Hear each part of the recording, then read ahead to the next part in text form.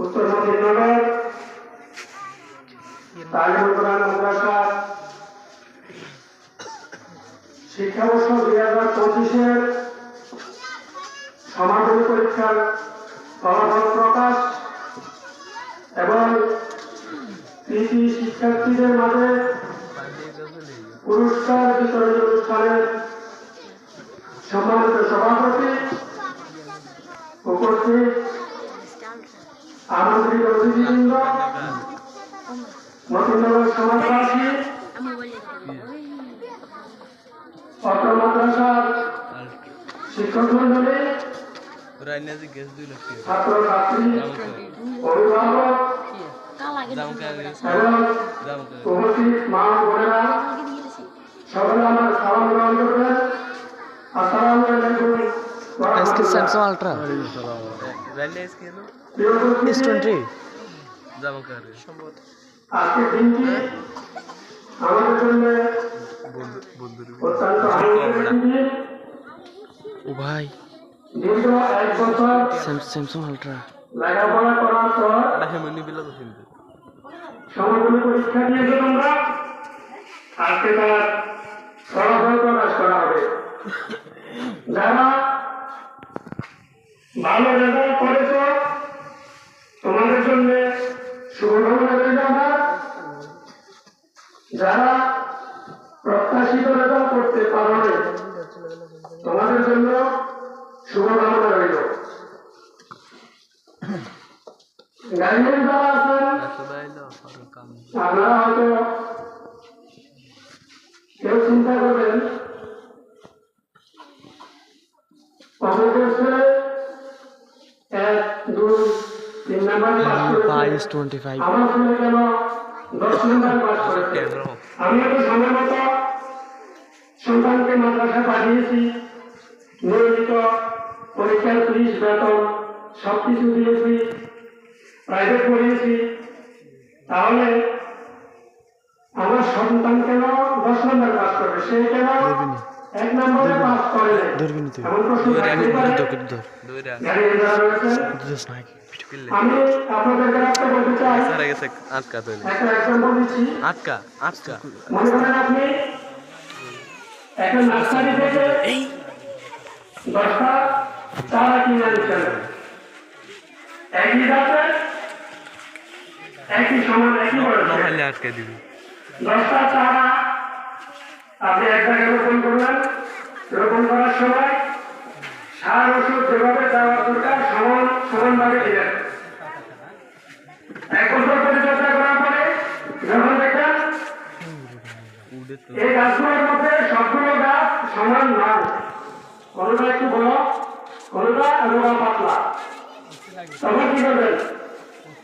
আপনার পরিশ্রম, আপনার সিস্টেম তো সবকিছু সমান ছিল, তাহলে গাছগুলো সমান নয় কেন? প্রত্যেকটা গাছের গ্রোথ শক্তি কিন্তু এক নয়। আপনি একটা বিষয় চিন্তা করে দেখেন, এক হাতের 5টা আঙ্গুল কিন্তু সমান নয়। ঠিক তেমনি ভাবে প্রত্যেকটা সন্তানের মেধা শক্তি এক নয়। এমন স্টুডেন্ট আছে একবার 2বার বললে তার মুখস্থ হয়ে যায়, আবার কিছু স্টুডেন্ট আছে একটা পড়া 10 বার বললেও সে শিখতে পারে না। আমি আপনাদের প্রতি বিনীত অনুরোধ করব, যেসব স্টুডেন্ট লেখাপড়ায় কিছুটা দুর্বল তাদেরকে আপনারা তাদেরকে আপনারা উৎসাহ দেবেন, সবসময় উৎসাহ দেবেন, বলবেন যে অনেক ভালো করেছ, যদি আরেকটু চেষ্টা করো আমরা আরো ভালো করতে পারবে।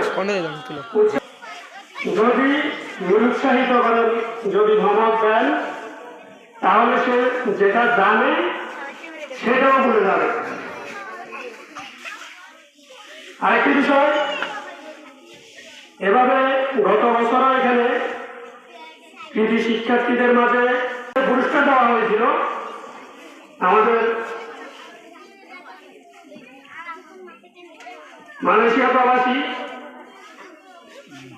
আপনাদের সমাজেরই একজন অন্যতম সদস্য জনাব জামাল হোসেনের অর্থায়নে সেই পুরস্কারগুলো দেওয়া হয়েছিল। যথারীতি ভিডিও শেষে এই বছরও কত কমপ্লিট করবে জনাব জামাল হোসেনের অর্থায়নে ছাত্রছাত্রীদের জন্য পুরস্কারের ব্যবস্থা করা হয়েছে। এটা আসলে কেন?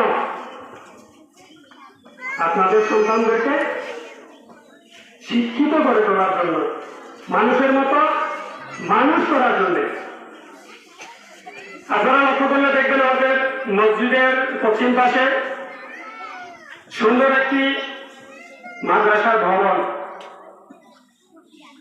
এই ভবনটি নির্মাণ করে দিচ্ছেন আপনাদেরই সমাজের একজন সদস্য জনাব আলহাজ আব্দুল গনি সাহেব। ইতিপূর্বে তিনি বাংলাদেশের একজন বাণিজ্যিক গুরুত্বপূর্ণ ব্যক্তি হিসেবে ভূষিত হয়েছেন। বাংলাদেশ সরকার তাকে সিএসি পদক দিয়েছেন।